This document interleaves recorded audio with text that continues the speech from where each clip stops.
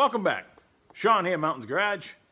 This afternoon I am disassembling the ZZ383 enough that I can move it over into the 71 Nova for its final resting place for a while anyway.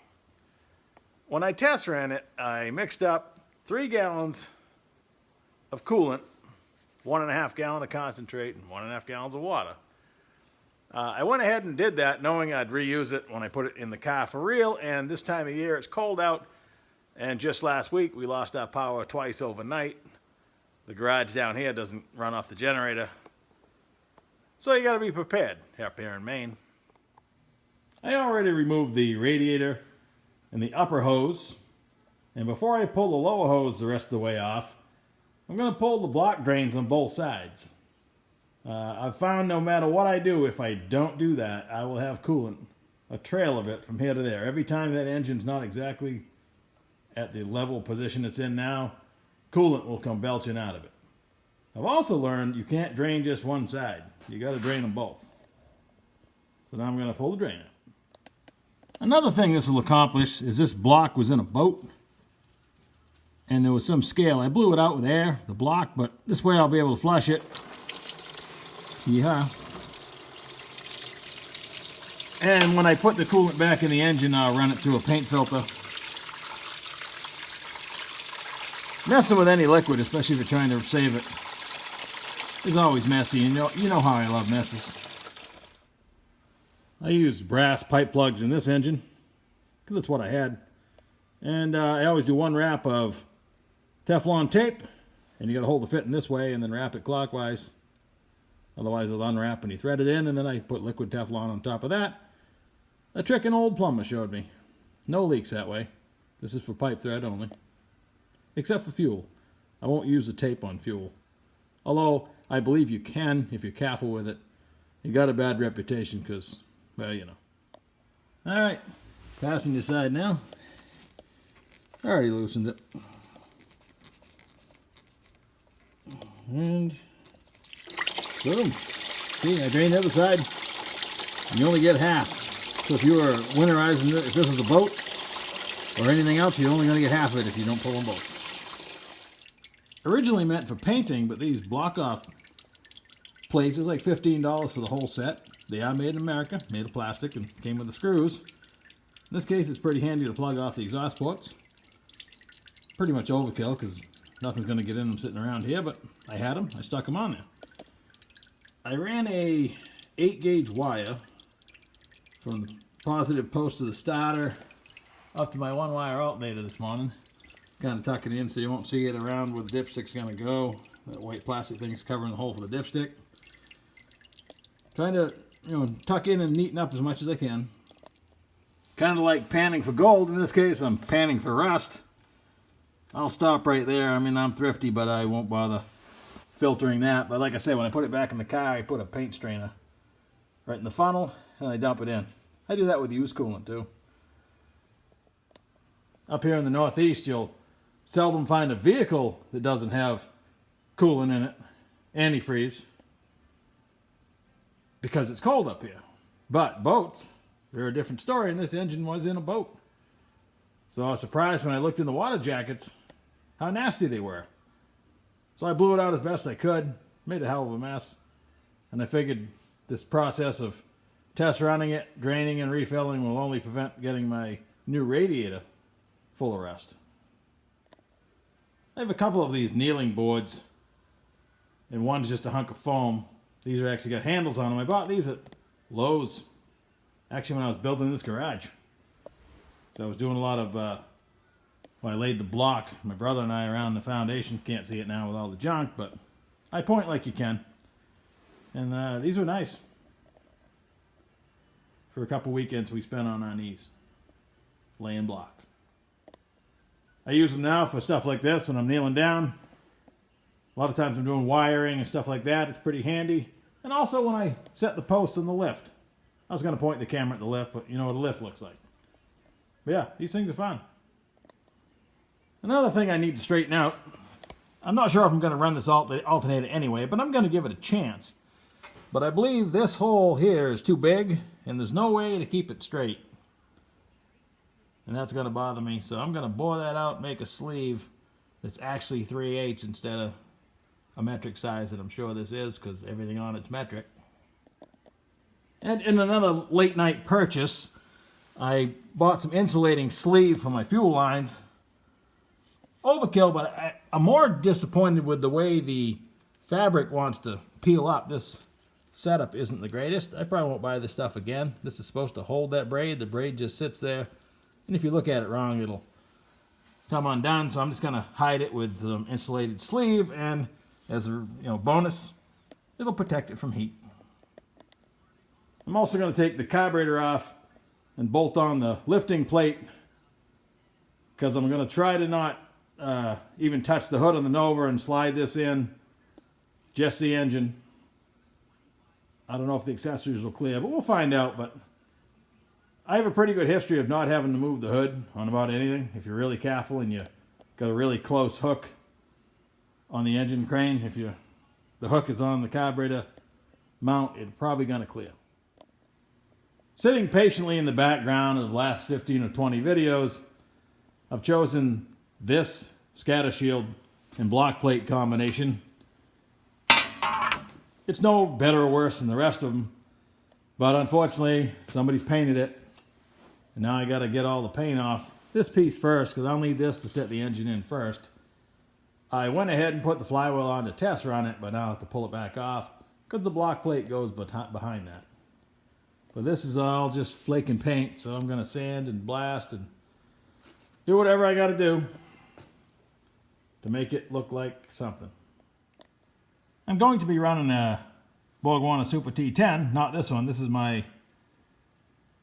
it's a perfectly good transmission. I've got it all serviced, ready to go. I could put it in, however, this is the one I typically use for mock-up when I'm building shifters. I built one last week that I need to ship out. But anyway, I'm going to temporarily, I believe I have enough pieces I have an empty Muncie case, tail housing, and the mid support. And Muncie and T10, everything placement-wise is the same. The yoke's different, but I'm not putting a drive shaft in at this point. I just want to throw an empty case in the car after I get the engine lowered in place, the clutch and flywheel and scatter shield installed. I'm going to throw in the dummy case so I can mark out and cut my floor. I'm also going to have to choose a shifter, so that'll determine how big the hole's going to be. Now, I'm not going to do it, but I've been tempted. This is a TKO 500 with an overdrive, and that would be nice in the Nova, because I'm probably going further in the Nova than I am in the Model A. But in either case, I'm not going that far. The Nova's going to have a 350 rear gear, and without overdrive, it won't be that bad. But I've thought a couple times about stealing this one, but I don't have anything decent to replace it with. I have lots of T10s, but that's going to put the shifter closer to me, and it's already close enough. I'm sure I can make it work. I have shifters that move the handle over here, but the mechanism itself is going to make the hump in the floor wider. So I'm just not going to do it. I built the car for this, the cross member, the drive shaft. I've built the whole thing. I'm not touching it. But the temptation was there. I would, if I had a T5, like out of a Camaro, I'd consider swapping that into this, but I'd still be doing a lot of swapping. Inside the bell housing is a nice 11-inch center force clutch. This is a 10.5 that I picked up. It's used, and I'm probably going to put this in the Nova with the small block. In my mind, I've never had an 11.5. Just give me a 10.5-inch clutch. I've always run an 11. I've always had big blocks and stuff. It's been a while since I've even had a 4-speed, but I think a 10.5 will hold the small block just fine. I like that this has the weight. It's a diaphragm style clutch. I have a lot of diaphragm clutches, but this is supposed to help you if you're at a high RPM and power shifting. The diaphragm clutches had a bad reputation back in the 60s and 70s of sticking to the floor at a high RPM. These weights are supposed to fix that, plus have more clamping. Could be a marketing gimmick, but I happen to have it. So if this 10.5 will bolt up to my flywheel, haven't checked that yet, it should. I'll probably run this. I've been carrying this 11-inch Zoom clutch around for quite a while, the purple one here. This is sitting on an LS flywheel at the moment. But that's a candidate if I can't get the 10.5 bolt pattern to line up. I can run this Zoom. I also have a brand new 11-inch clutch for an LS application, but it's a 26 spline, 11-inch, bolt pattern's the same. No reason why I couldn't use that. That was just a cheapy, no-name clutch. It's bright yellow. So this is a nice SFI approved. I forget the brand, but it's really nice. My friend bought it for his project, and then we ended up doing some swapping, or I bought it from him, I don't remember. And underneath that is a Speedmaster flywheel for the 377, which is internally balanced. So it's just a standard Chevrolet flywheel right there. That at $108 or $10, I couldn't go wrong. Well, I don't know yet. So far, it seems like a good deal. And if you're wondering who my passenger is, that's me. That's my face.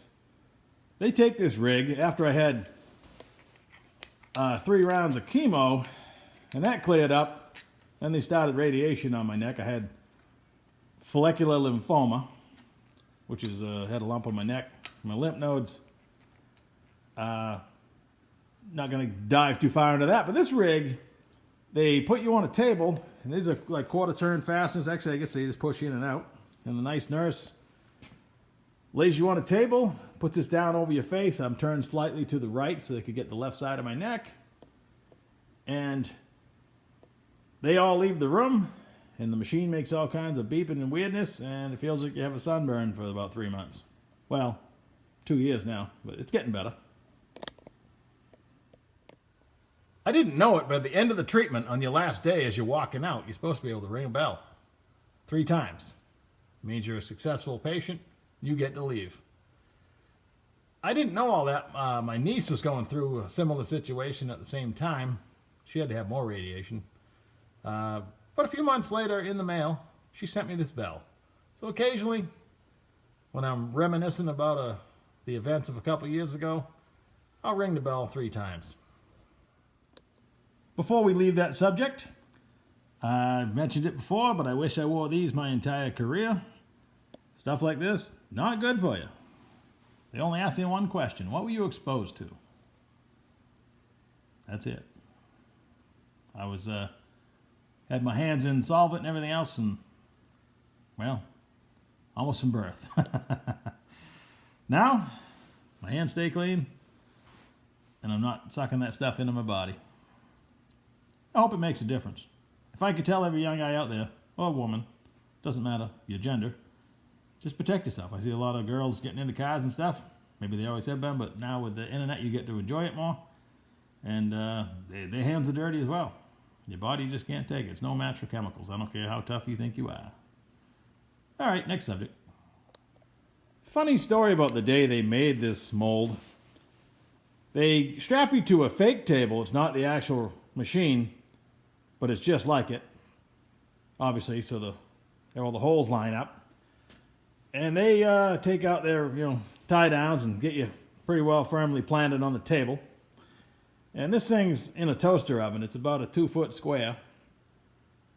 And there's really no warning, or even, I guess if they tried to tell you, you'd be apprehensive of what this is going to feel like, the smothering feeling, because the holes aren't big like they are now. They actually, while it was still hot, stuck their fingers in my nostrils so I could breathe. But the holes are pretty small to start with, and they take this molten piece of plastic and drive it down over your face. One nurse holds you down, the other one drives it down over your face and your shoulders and everything, because you're not wearing anything from the waist up. And it has to sit there for a few minutes while they adjust it, because they got your head with a big clamp and everything in the right spot. And then they immediately give you a nice warm towel afterwards. The last thing you want is a warm towel. I would have preferred a cool one, but I mean, it's not going to kill you, but it's like being buried alive, and I hope I never am. Back under the hood, I ended up mounting the line lock.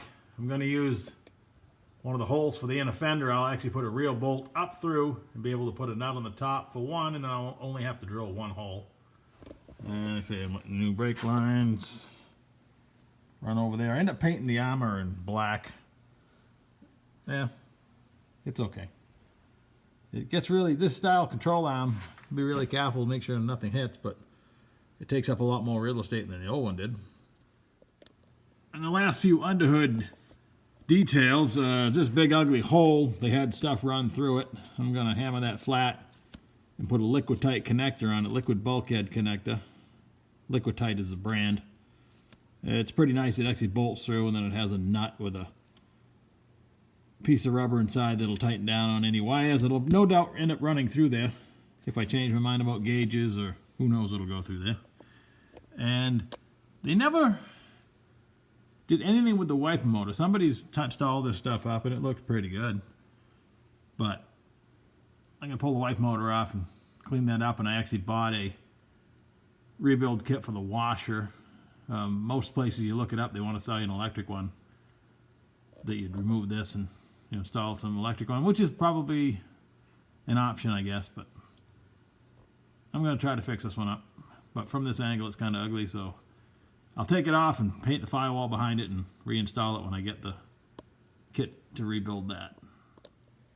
And down here in the tunnel, I have to remove the shifter and plug the hole that used to be the automatic transmission shifter. It has a gross B&M thing in there, I believe. It is for an overdrive, because this had a 204R in it at one point. And when I got it, it was hooked to a TH350. I've mentioned I'm going to obviously connect my exhaust. I'll be cutting these off at some point and making a transition pipe. And I am going to put O2 bungs in them just for the future. So that'll be easy. Once the new headers are in here, I'll see what I got to cut off. They don't reach these. The old headers were longer. So I'll do that and finish painting this up. It actually came with paint to paint this. And like I said, I've mentioned when I get everything mounted, I got to drill a hole for the shifter. And then I'm going to make a drive shaft. And then we're going to remove the rear suspension, which is all new, and change it up a little bit. So the next time you see it, the motor should be sitting in place. I'll probably shoot some video while I'm doing it. I need to do less talking to the camera, more work on the car. However, it's Saturday afternoon and I'm slow cooking a pork roast and the house smells delicious and it started to rain. It's getting late afternoon. I'm gonna go take a nap and smell my food cooking. Until next time, thanks for watching. Take care.